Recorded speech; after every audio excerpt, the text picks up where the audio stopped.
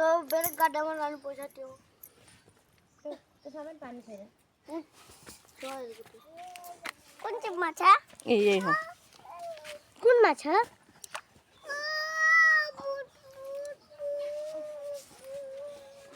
ओए माँ ये माँ निकाली मुझे रुको हुँदो हुँदो माफे निकाल्छु ल ल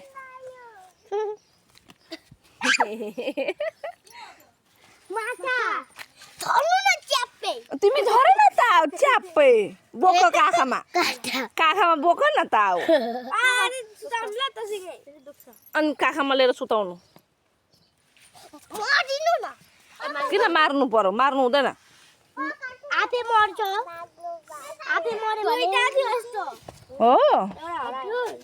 ए मार्नु हुँदैन ए खुड